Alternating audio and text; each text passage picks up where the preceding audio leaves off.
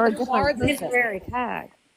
what I'm You saying, I've No dealt with matter it what, before. whatever you have on the back of your car has to match what Hello, kind of car Eric. it is. I understand. Hello. How are you? I'm great. Can I chime in for a second? You sure can. All right, my Please. one question is, where did the information of the tag coming back to somebody else come from? What source? The dealer runs the tag when they go to disperse the No, 45 no, tag. no. Oh no, What I meant is he's the asking Multiple for information. his. multiple Correct. people have ran the tag number that was on Micah's car, Using and what? it's come. That I'm not I sure of don't different know. databases. So if they're running it using databases that are for law enforcement or investigators like us, that's a big federal crime. So I doubt they're using that. If they're using these pay-for websites you get online, the information's inaccurate Right. because there's certain limitations on who can obtain tag data. Tag data is not technically public record, so I doubt the information is correct, which perpetuates rumors in this case, and so it's misinformation. Blah blah blah. So Okay, it'd that be makes interesting to much find more out. sense. Yes. So that's my suspicion. Right. That's just want to chime in about that. Thank you so much. Who was that just talking? That was Eric Zalaya, the private investigator. Oh, Michael. Oh, hey, Eric. Yeah. yeah. I didn't even notice that was him. His Yeah. page looked different. He just popped in and popped out. Right. I like Eric. Mhm. I know, right?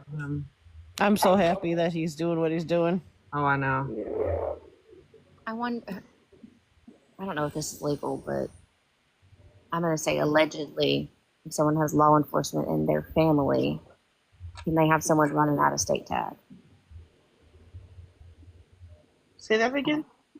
I said allegedly, because I don't know if this is illegal.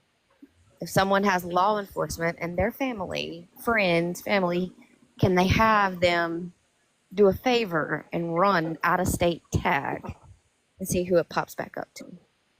I'm gonna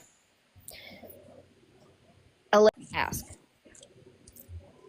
So on the side of maybe a tow truck driver, or because we used to do Alpha Repo stuff, they can run it, but they would need certain information in order for them to run that. I had to submit a affidavit of repo in order for my tow truck to be able to run that tag, and we can use temporary tags, So or you we mean can get it back. you mean to tell me you guys can't go on your DMV website, Department of Motor Vehicle website, put the license plate number in, and it doesn't tell you who it comes to? Because I know by us we can.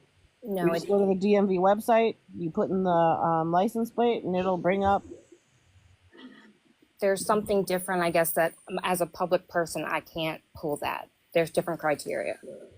I'm not sure about here in Mississippi.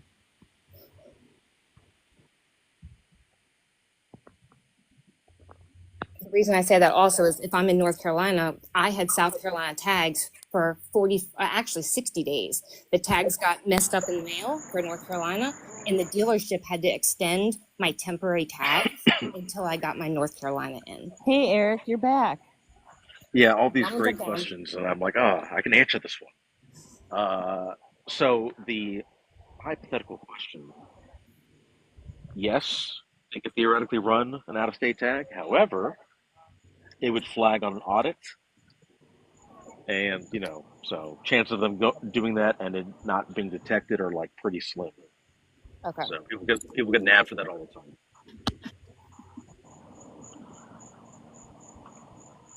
Good answer. Thank you. I'm just gonna stay here for a while, I guess. Just Well, park thank you. We like you. We might need you again. Cassie, if you check your phone, you'll see what I'm currently doing outside. Oh, okay. So, Eric, Yes. I mean, I know you're big on facts and everything like that.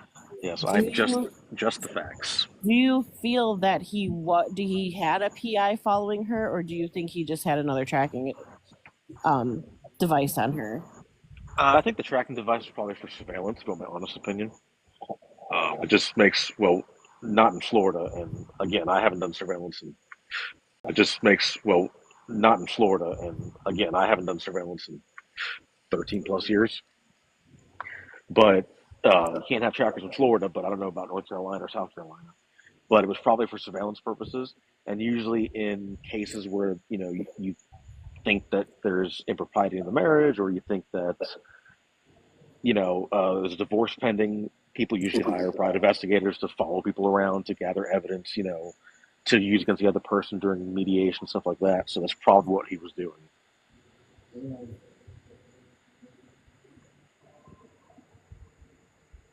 JJ just said, "You guys are out of the loop. Police are at the church right now." Um, Yeah, I knew about the police of the church like earlier today. I got a text from somebody about that. I think it was in regards to the protest, and I would assume those were explosive detection canines. so when you have a case like this case that we're working with here, and it's kind of hard to make a determination on things because certain things weren't done that should have been done. What happens now at this point in time? Like, where do you go from here with something like that? As far as you don't have an autopsy to go by. Maybe certain things weren't collected at the scene. Now, what do you do? Well, that's why we offer to the family to do a reconstruction, because one of the things you can do when you don't have a body anymore is try to reconstruct the actual incident itself, the fatal incident, using lasers and drones. And for those that watched it live yesterday, I kind of went into that. That's one thing you can do, and you can use that to determine whether or not the scenario of an unaliving or the scenario of a homicide, is the likely scenario. And you also incorporate the evidence from the crime scene and things like that.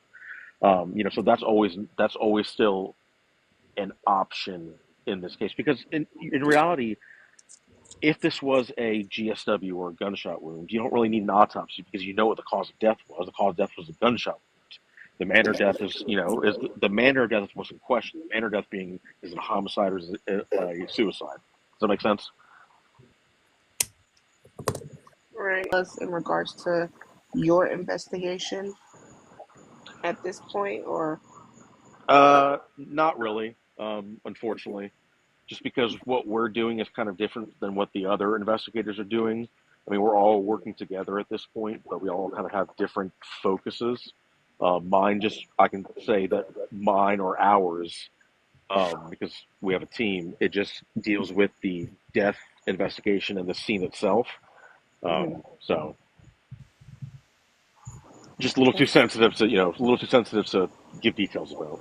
So, what happens if after you guys do this, and you guys come back and determine there's no way this is an unaliving done by her? Where do you go from there? Like, then do you I mean, guys further investigate, or well, no, because at that point we don't, we're only private investigators. We don't have any authority to do anything. So at that point, we can't further investigate. At that point, it would have to go to the law enforcement agency that has jurisdiction over that. And a lot of times, too, you can also go to the state law enforcement agency, because every state has a state law enforcement agency that does investigations. But you also, provide information to the family. They can do stuff through their legal counsel.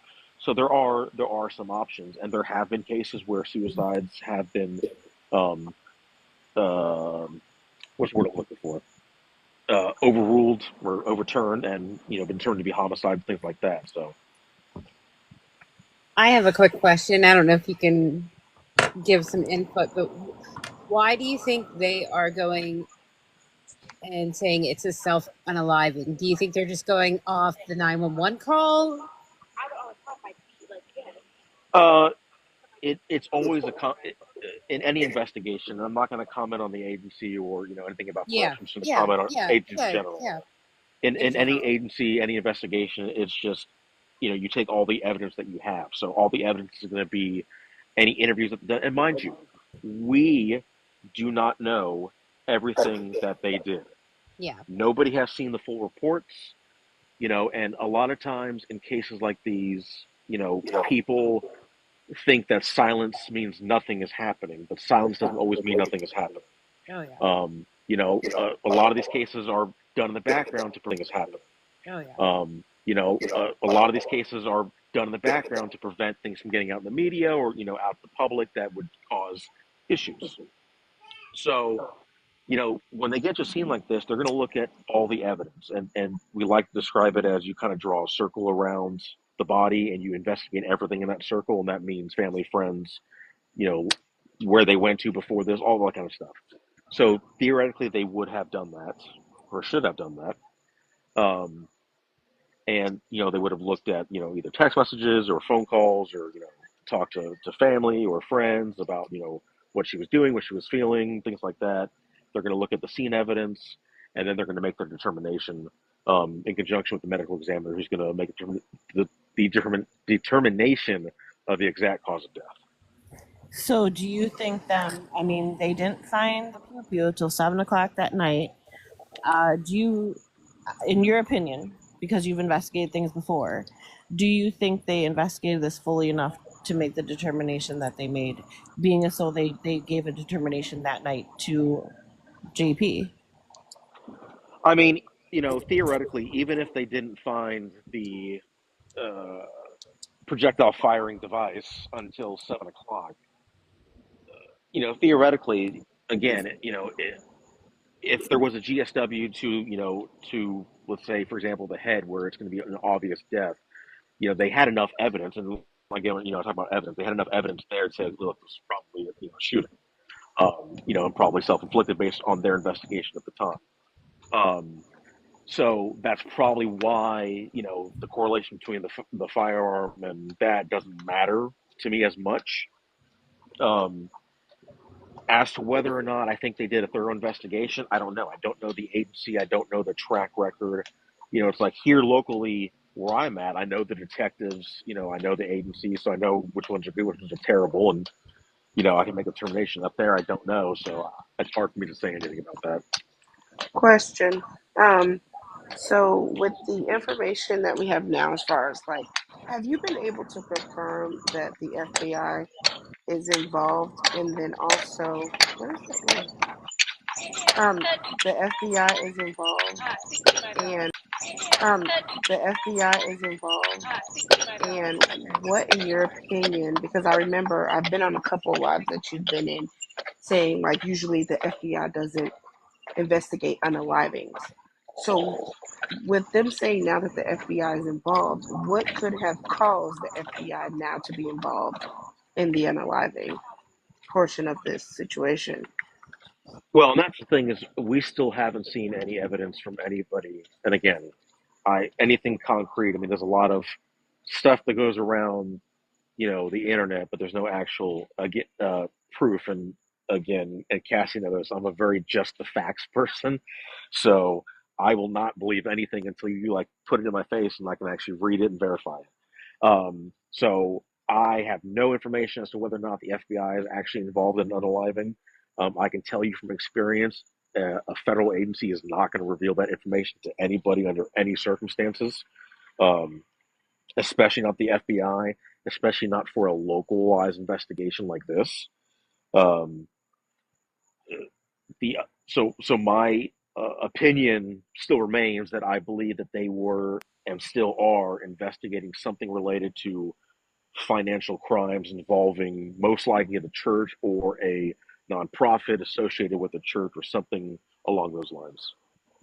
So back to what Black Sheep asked you a little bit earlier. If you come to the conclusion, you and your team, at the end of your investigation, that she did not do this to herself, and that's your determination, would the family be able to use you as a witness in a case against JP or whoever? Would they be able to like bring you on the stand to give your opinion and your team's opinion?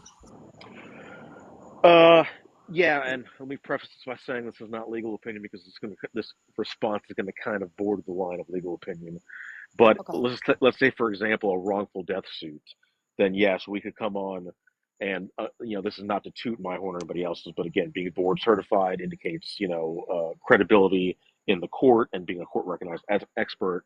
So we could be an expert witness in a wrongful death suit to say, look, based on our investigation, this is what caused the death. I mean, now we can't say we could be an expert witness in a wrongful death suit to say, look, based on based on our investigation, this is what caused death. I mean, now we can't say for a fact that it was a homicide or suicide, medically speaking, because we're not doctors. But we can say, this was the cause of death, this was the manner of death, based on the investigative side of things. And then you got to remember too that in a civil wrongful death case, it's not about reasonable doubt like in a criminal case. The burden of proof is a lot less, so it's preponderance of the evidence. So which evidence weighs more? And when you think about it, if you got some expert coming in there with 3D animations showing that this is the only way this could have happened, what do you think a jury is going to believe responsible for a wrongful death? You know what I'm saying? Right. Hey guys, I work at the DMV. I know y'all had some questions about tags. As far as tags, they are registered to the title number of the car. Once you're done with those tags and you sell that car, those tags are surrendered. They do not go and they're not recycled. Are you in South Carolina, just to clarify? No, I'm in Virginia. Okay. But I mean, it's the same. I mean, we have some states have different on like the time we give 30-day tags versus they do 45-day tags. But it's the same ideology that once the tag is attached to the title, you can't take a tag and just put it on another car. Yeah, that's the same here where I live. Yeah. Same here, right? So the dealership, if you buy a car at a dealership, they have 30 days. Now, I don't know state here. The dealership has 30 days to send the title work in for it to be titled in that person's name. Once we see that it's titled in their name, then they can come in and request to have the permanent tags put on there.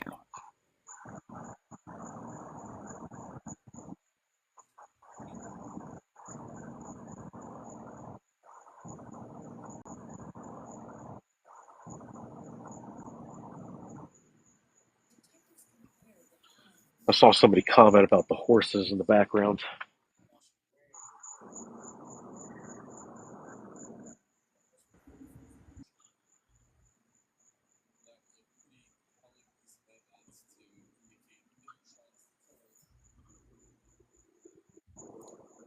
When you transfer it, it has to have that car info. To transfer tags, it has to have, you have to be a owner of the car. Like you can't, if you own two cars, you can transfer from car to car, but you can't transfer, like if I had a car in my name and my husband had a car in his name, I couldn't transfer tags off of my car onto his unless my name was on it. I think what we need to take in consideration, though, is like what Eric said. If it wasn't run through the correct way, because we don't know how somebody ran her plates to determine who the car was registered to, until we figure out how that was done, it really doesn't matter right now at this point in time, because we don't know, were they the right plates on her car or not the right plates on her car. Right. Well, I know working there, we cannot randomly pull up a customer's account. We can't just sit there and go, oh, I think I'm going to pull up Joe Schmo's account. We have to justify, they have to see why we pulled up that customer's account for that very reason, so they can't be manipulated. I mean, they monitor that. If they see you just Correct. sitting there randomly pulling up people's accounts, they're going to be, why are you doing that? Yeah, because it's not just a state law; it's a federal law. I mean, these are federal regulations for DMV data, and everybody has to follow them. And there is nobody that's going to jeopardize their business to run people's information or hand out fake tags or help anybody do any of that kind of stuff. So, Or lose you your know, job. yeah, And be charged. You can be charged federally and go to prison. I mean, I know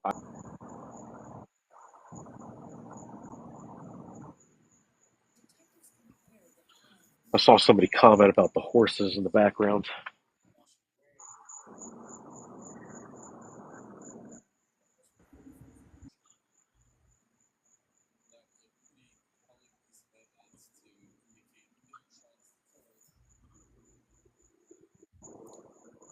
When you transfer it, it has to have that car info. To transfer tags, it has to have, you have to be a owner of the car. Like you can't, if you own 2 cars, you can transfer from car to car, but you can't transfer, like if I had a car in my name and my husband had a car in his name, I couldn't transfer tags off of my car onto his unless my name was on it. I think what we need to take in consideration, though, is like what Eric said. If it wasn't run through the correct way, because we don't know how somebody ran her plates to determine who the car was registered to, until we figure out how that was done, it really doesn't matter right now at this point in time, because we don't know, were they the right plates on her car or not the right plates on her car. Right. Well, I know working there, we cannot randomly pull up a customer's account. We can't just sit there and go, oh, I think I'm going to pull up Joe Schmo's account. We have to justify, they have to see why we pulled up that customer's account for that very reason, so they can't be manipulated. I mean, they monitor that. If they see you just Correct. sitting there There's randomly pulling up people's accounts, they're going to be, why are you doing that? Yeah, because it's not just a state law; it's a federal law. I mean, these are federal regulations for DMV data, and everybody has to follow them. And there is nobody that's going to jeopardize their business to run people's information or hand out fake tags or help anybody do any of that kind of stuff. So Or lose you your know, job yeah, and and be charged. You can be charged federally and go to prison. I mean, I know Prison. I know a former cop that literally ran somebody's information 3 times, not related to anything, just 3 times, and they caught him. I mean, so small in a big department, and they caught it. So There's eyes and ears everywhere. I mean, they're very, very, very strict on us on what we can and cannot do, and they monitor it. I mean, you're not going to get away with it. This is great information, I think, for everybody to hear, so they don't just believe so and so No has Joe this. Schmo can just go and run a tag.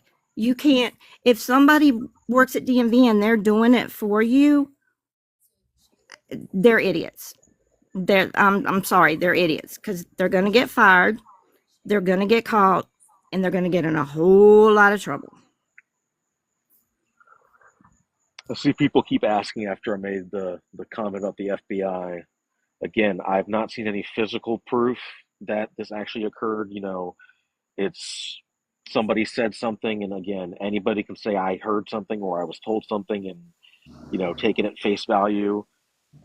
Again, in my experience, and just take that as you will, doesn't mean that I'm always right, but in my experience, the FBI is not going to release any information to anybody about any type of investigation, unless it's through their PIO. Um, they're not going to say, "Oh yeah, we're doing a death investigation into Miss Micah Miller." They're not going to do that. I'm not saying that the information is not correct. I'm saying that based on information that we do know of, uh, they are only investigating what appears to be, and again, we don't know what they're exactly investigating, but it appears to be related to something with the church's finances, or a nonprofit associated with the church. If for some reason they find out the death was connected to that, they may look into that as a connection to the death, but it's not going to be a separate investigation. And unfortunately, it's because that is not the FBI's jurisdiction. They don't investigate deaths in local jurisdictions. So what do you think about these other people saying I have a connection with the FBI that's a connection with the FBI that's saying there's something big coming. I have a connection that's linked to the FBI. Is that just for content purposes? Do you think they really have a connection? I don't know what to I have believe it. there. I have a connection to the White House. I don't know if it actually works or not, but I haven't. So today's the first time I started following your channel, so I'm new to you. So I'm not like saying that towards you by any means, but I'm no, just no, saying I other know, than I that know what you're you're saying. saying. I'm literally answering the question with a terrible dad joke. Um, but I mean, Oh, like I said, I this don't want my camera on. you What? got to realize. I mean, this happens in every single major case. There's always somebody that knows somebody that heard something. And let's go back and look at every other major case that's happened with all the stuff that people said was going to happen, or has it ever come true? No. Look at Jennifer Kesse, look at Tracy Ocasio, other big cases, where people said, oh, I talked to so and so and they heard this, they heard that, and it never came to fruition. These cases are still unsolved years later. So there's information that's not correct in every single case, and you just got to, that's why you got to demand evidence, demand proof. So I do have something to say about the tag thing here in South Carolina. I got pulled over about a month and a half ago, was it? And they said my tag was expired and it was registered to a Toyota Camry and it had been expired 4 years ago. And I said, "Are you sure? Because I've only had this thing for a year, and this new tag for a year." He said that they recycled the tags here after so long. So that may be the reason it came up as an expired tag 4 years ago. Interesting. That must be a South Carolina thing because we do not recycle tags. They're dead. Once they come in and surrender them, they're dead. That's odd because of that simple fact right there. I know, but I was pulled over for it. So Where this was said in the comments, Casey, I don't know if you want to address this. This is the false information that people are getting really upset with other people spreading. They're saying that Micah was wrapped up in a blanket. I can't find it, so I don't know exactly what was said. But That's just a rumor. There's been nothing to And prove I've it. seen, and I've seen, and Cassie's seen the only Robeson County reports that's been put out, and none of that is mentioned in there. And again, we had to take that as fact because that's all we have right now. It's from a law enforcement agency, and until there's proof of actual, corruption, things like that, it's going to remain fact. And again, that's just how I am. You don't have to be that way. That's just how I am. But Right. there's nothing like that was mentioned in any of the reports that I've seen, and in the text that I have between myself and Mr. Francis, he's never mentioned that to me either. So, and I haven't heard that from DB or anybody else involved with this. So,